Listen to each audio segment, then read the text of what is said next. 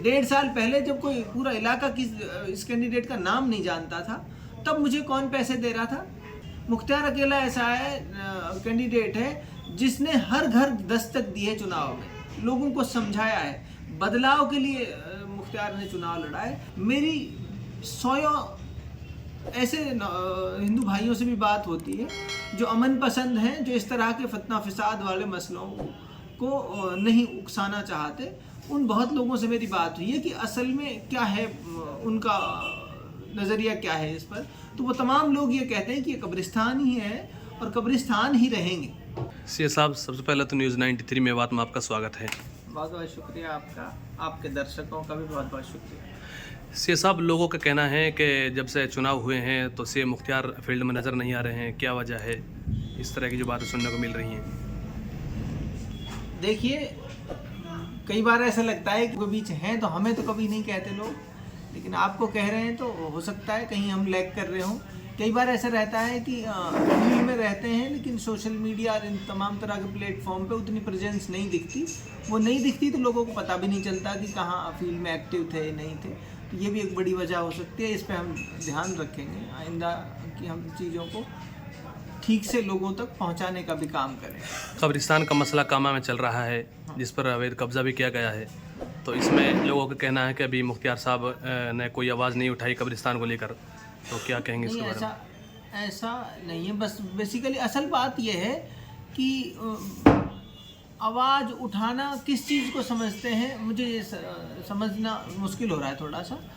इसलिए कह रहा हूँ कि किसी मुद्दे को उठाना, कि उसके लिए जद्दोजहद करना, लड़ाई लड़ना, उसकी कानूनी रूप से उसकी लड़ाई लड़ना, ये होता है आवाज़ उठाना।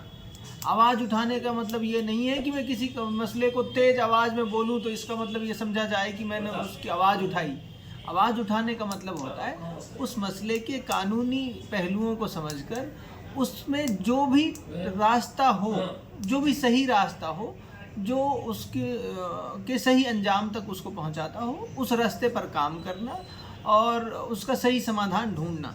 तो हमने वही किया इस मसले में भी। बहुत सेंसिटिव मसला था। कोर्ट के आदेश पर हुई जितनी भी कार्रवाई हुई, कोर्ट के आदेश को कोर्ट में ही चैलेंज करके रोका जा सकता था।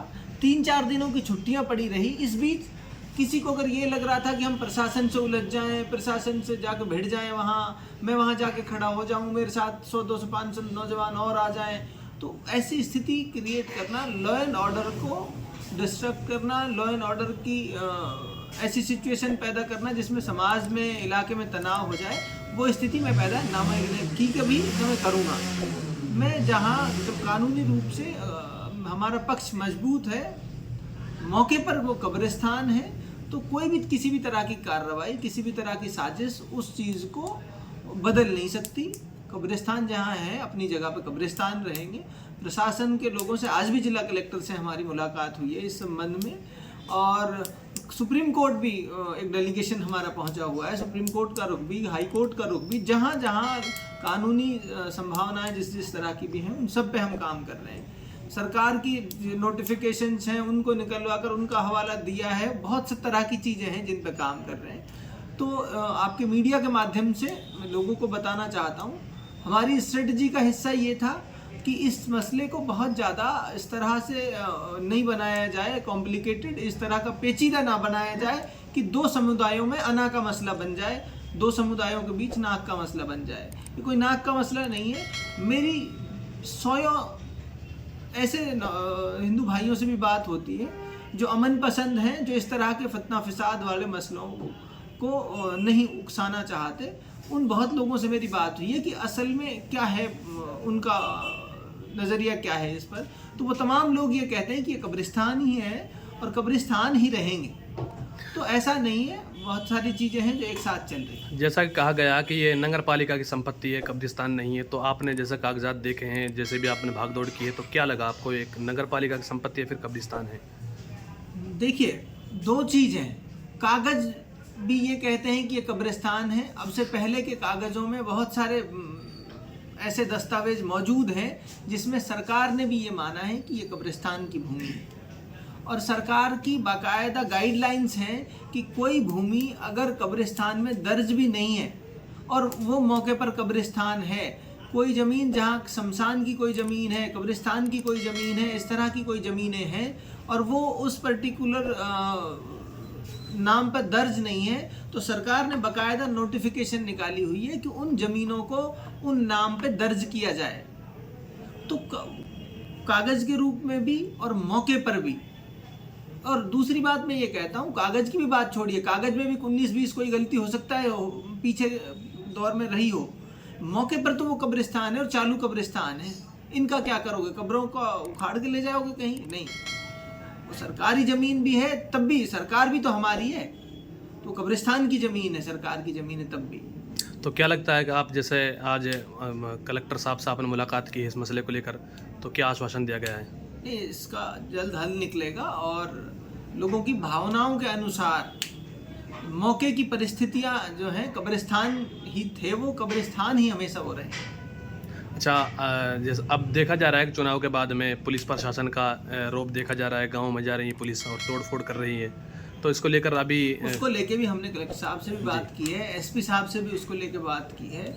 ये सारी घटनाएं सामने आई हैं, पुलिस का एक तरह से क्रूर चेहरा जो है लोगों के सामने आया है, लोगों के घरों में नुकसान किया है पुलिस ने। उसके लिए भी हम कानूनी रूप से जो हमारी कदमताल होनी चाहिए उस पर हम काम कर रहे हैं, प्रशासनिक अधिकारियों से मिल रहे हैं। देखिए, एक चीज़ और समझनी पड़ेगी, हमारे लिए भी ये चीज़ें नई हैं, समय के साथ साथ हम भी सीख रहे हैं कि किस तरह से कानूनी लड़ाई अपने लोगों की लड़नी है। तो लोगों से सिर्फ इतना कहना चाहूँगा कि आप यकीन रखें, एतबार रखें, पूरी ईमानदारी से, पूरे मन से आपकी लड़ाई, आपकी हम सब की लड़ाई, ये संघर्ष लड़ा जाएगा। सोशल मीडिया पर वीडियो वायरल की जा रही है कि सीएम मुख्तार साहब ने चुनाव के दौर में नोकझम से यानी बीजेपी से पैसे भी लिए हैं कुछ, तो क्या सच्चाई है इसकी? देखो, राजनीति में जब रहते हैं तो दूसरे लोग ये आरोप हमेशा लगाते हैं। मैं सिर्फ इतनी बात कहना चाहता हूँ, नौकछम चौधरी चुनाव से 10 दिन पहले पता चला इलाके के लोगों को कि भाई वो बीजेपी की कैंडिडेट होंगी, और मुख्तार पिछले 2 साल से फील्ड में रहकर घर घर जाके वोट के लिए लोगों से अपील कर रहा है। मुख्तार अकेला कैंडिडेट ही ऐसा है जिसके घर की, के परिवार की महिलाएं 1.5 साल से डोर टू डोर कैंपेन कर रही हैं। मुख्तार अकेला ऐसा है कैंडिडेट है जिसने हर घर दस्तक दी है, चुनाव में लोगों को समझाया है, बदलाव के लिए मुख्तार ने चुनाव लड़ा है। 1.5 साल पहले जब कोई पूरा इलाका इस कैंडिडेट का नाम नहीं जानता था, तब मुझे कौन पैसे दे रहा था? तो ये सब बातें हैं, लोग कहते हैं, और सही बात ये है कि ये लोकतंत्र है, इसमें पक्ष विपक्ष चलता रहता है। विपक्ष है, दूसरे लोग हैं जो हमारे साथ चुनाव में नहीं थे, वो आरोप लगाते हैं और इन आरोपों से बहुत फ़र्क नहीं पड़ता। हम हमारा काम ईमानदारी से करते आए हैं, करते रहेंगे, और सच्चाई कभी छुप नहीं सकती इलाके के लोगों से। जो सच्चाई होगी वो निकल के सामने आ जाएगी, और सच्चाई होती ना अब तक तो आ गई होती सामने। लोग भी जानते हैं कि मुख्तार पैसे से कितना सक्षम है, कितना सक्षम नहीं है। इसलिए ये सब बातें मेरी इमेज को ख़राब करने की नाकाम कोशिश कर रहे हैं, जबकि ये होगा नहीं लोगों से जो ये कोशिश कर रहे हैं। चुनाव से पहले अताउल्लाह जेल गए थे, तो इसमें उनकी जेल बदली भी की गई थी, दौसा पहुंचा दिया गया था और एक पुलिसकर्मी को निलंबित भी कर दिया गया था। तो उसमें बताया जा रहा है कि मुख्तार पर आरोप लगाया जा रहा है कि मुख्तार ने ये सब कराया था।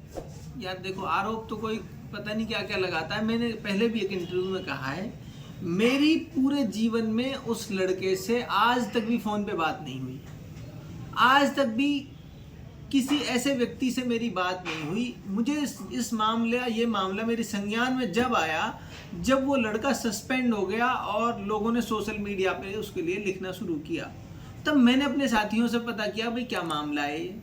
तो तब भी यही पता चला कि भाई कोई ऑडियो वायरल हो रही है, और मेरे पास ईमानदारी की बात यह है, उस समय एक मिनट मेरे लिए इतनी भारी थी, मैं न किसी का कॉल उठा सकता था, न मेरी किसी से उस पूरे महीने बात हुई। मेरे जो लोग मुझे वोट कर रहे थे, जो मुझे सपोर्ट कर रहे थे, उनके फ़ोन तक मैं नहीं उठा पा रहा था। मेरे पास ये टाइम था कि मैं उस बेचारे के लिए शिकायत करूं या उसकी कॉल रिकॉर्डिंग करूं या वायरल करूं, ये मेरा काम नहीं था। जिन लोगों ने रिकॉर्डिंग करी वो भी सारी चीज़ें खुलकर सामने आ गई थी कि किसने रिकॉर्डिंग करी, क्यों वायरल करी। तो वो सच्चाई सबके सामने है, आरोप लगाने से कुछ नहीं होता। 2023 का अब चुनाव तो ख़त्म हो गया है, हारने वाले हार गए, जीतने वाले जीत गए, लेकिन अब अगले प्लान के लिए क्या कदम रहेगा आपका? क्या आप चुनाव लड़ेंगे? नहीं।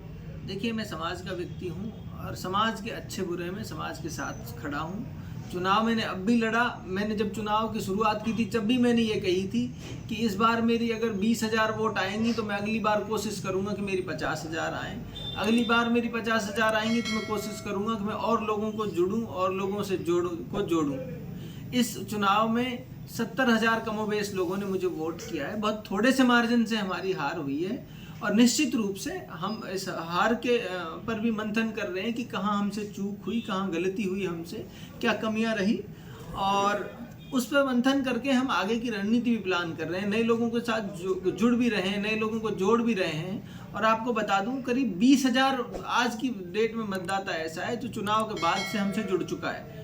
जो मतदाता ये कहता था कि यार हमें तो पता ही नहीं चला कि आप मुख्तार इतनी वोट उठा रहा है, नहीं तो हम तो इसी को वोट देते हैं, हम इसको पसंद करते हैं। तो चीज़ें बहुत तेज़ी से बदल रही हैं। हम दिन पे दिन ताकतवर हो रहे हैं, ग्राउंड पे ताकतवर हो रहे हैं। इलाके की और कामा विधानसभा की नहीं, पूरी मेवात की पसंद धीरे धीरे हम बनते जा रहे हैं। वो सिर्फ इस बुनियाद पर कि लोगों को लगता है कि हम उनकी और उनके इलाके की बात करते हैं।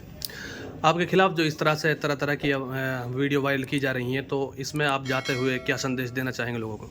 देखिए, मैंने पहले भी कहा, मैं फिर कहता हूँ, हमने कामा विधानसभा में एक ऐसे वातावरण को देखा है, ऐसे माहौल को देखा है जहाँ लोग नेता के सामने बोलने से डरते थे। लोगों को अपने विचारों को व्यक्त करने की आज़ादी नहीं थी।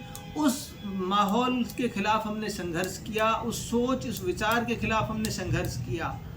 अब जब ऐसी स्थिति है जहां लोग खुलकर अपने विचार, अपनी बात सोशल मीडिया पर लोगों के सामने रख सकते हैं, उसमें मुझे ऐसा लगता है कि लोगों को ताकत मिली है और लोगों को बोलना चाहिए, लिखना चाहिए। और कई बार जब लोग मेरे भी खिलाफ लिखते हैं तो मुझे खुशी होती है कि यार एटलीस्ट एक माहौल बदला है। जिस चीज़ के लिए हमने संघर्ष किया था, जिस सोच के लिए हमने संघर्ष किया था, वो आज दिख रही है, उसके नतीजे दिख रहे हैं। लोग नेता से डरते नहीं है। उनको नेता की कोई बात अगर पसंद नहीं है तो वो खुल के उसके खिलाफ लिखते हैं। कब्रिस्तान वाले मुद्दे पर अगर लोगों को लग रहा था कि मैं बोल नहीं रहा तो लोगों ने खुल के मेरे खिलाफ लिखा। ये कामयाबी है हमारी कि लोगों ने नेता की जवाबदेही तय करी है। नेता को अगर कहीं लोग चाहते हैं कि हाँ हमारा नेता खड़ा दिखे तो लोगों ने उसके लिए लाउडली बोला। ये कामयाबी है हमारे इस संघर्ष की। मुझे खुशी होती है जब लोग मेरी आलोचना करते हैं, उससे मैं सीखता हूँ। मुझे लगता है कि अगर कहीं कमी हुई है तो उसको सुधार करके और आगे उसको बेहतर करने की कोशिश करनी है। तो मैं आलोचनाओं से और इस तरह की जो मेरे खिलाफ जो लोग बोलते हैं उससे मैं विचलित और चिंतित बहुत ज़्यादा इसलिए नहीं होता कि हमेशा मैंने प्रोग्रेसिव थॉट के साथ काम किया है। गलतियों को सुधार कर आगे बढ़ना मेरे विचार का, मेरे सोच का हिस्सा है। तो कभी भी आलोचनाओं से घबराया नहीं। मैं आलोचनाओं को हमेशा पॉजिटिव लिया है कि इन सब चीज़ों में सुधार कर आगे बढ़ेंगे। अगर कहीं सुधार की गुंजाइश है तो उसको ठीक भी करेंगे।